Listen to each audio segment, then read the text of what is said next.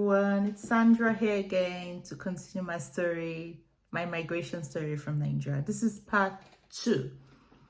So basically, the first video I dropped, I tried my best to be brief about how I migrated from Nigeria to the UK on a student visa, changed career from microbiology to nursing. So currently now I'm a registered nurse in the UK. So I said I started the journey in 2019, but prior to 2019, in 2018, I had to gather all documents I needed for the journey, which was my transcript. I had to go get my transcript from my university, my professional references, educational references, all my certificates. I had to get that on board as well. Then I had to prepare my personal statement before I applied to the University of Hertfordshire. All this was the documents, including my international passports, were all I used for my application. Bear in mind that I said I'm married. So at the time of my application, I stated it clearly, my new name. I presented the documentation of my change of name and all that for my application. So during my application, we had an interview with the University School of Health and Social Works, which nursing is under. I had my interview with them. It was that interview that determined if I was fit enough or if I was a good candidate for the course. So during the interview, most questions were asked. The questions mostly were based on scenario questions. One of it was if I was in a bus and there is a pregnant woman in the bus, what would I do if no one wants to let her sit? I said, well, if I have a chair, I would give the lady because obviously she's pregnant. But if I don't have a chair and no one is offering to give theirs, I can't force them, So I answered all the questions technically and all that.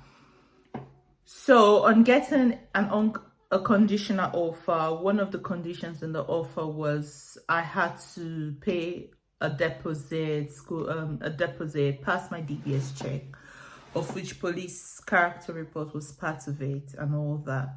So I paid my deposit and I did all the checks that I needed. Bear in mind that most universities will tell you your offer is subject to an IELTS.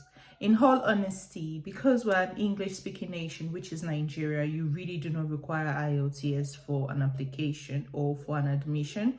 Your WAEC or NECO should be able to give you that edge that you're speaking English-speaking country, because in your WAEC you offer maths and English, and you should have a credit in those subjects. But I think recently, if you've finished university or you came out from the university for your BSc over 5 years, I think they need some sort of proof of English. But most universities get to set their internal English exams for you, or you may need to still provide an IELTS. I'm just speaking my truth, my journey. I did not need an IELTS for mine. So getting my offer, now I've gotten an offer. I really applied early. I think I put in my application March 2019 or thereabouts. I really applied early, but currently now it's really competitive that most universities finish intake they get the number of intake they want for their September batch from the last year. So for instance, most universities still giving admission for MSc nursing. Application basically May already has started. Most of them, they open their application portal ending of September, October, or early November before the year runs out. And this is an application for students starting September the following year. You should understand how highly competitive it is. So as of 2019, my application was done in March, and now I've got an offer. I needed to put myself together, put all I need together. And there was something they sent to us. We needed to fill to prove you're the right candidate, also to prove who was sponsoring me for my education. I had to get all that in. And part of my personal statement, I had to prove that I've been in the healthcare line. Nursing has been part of my dream, and I'm willing to change career. And one of the things I did in 2018 to prepare me for the journey was I volunteered in a hospital where I worked closely with nurses and doctors. It was just something I did in my spare time.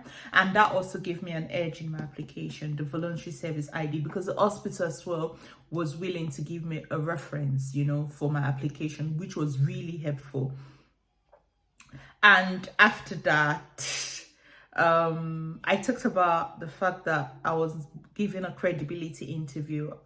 It was via a phone call credibility interview where I was drilled as per who was sponsoring me, where am I getting money for it, what do I need a degree for, what are my future plans, what do I think the UK was going to offer me, why did I want to study in the UK, of which one of my reasons for studying the UK for nursing, if I was to do nursing in Nigeria, my own country, I would require going back to school to do a BSc in nursing, of which I already had a BSc, and the UK was offering me the fact that I could do a master's and also have it as a nursing degree. So I'm now a master's in nursing, which gives me the edge as well to practice as a registered nurse here in the UK.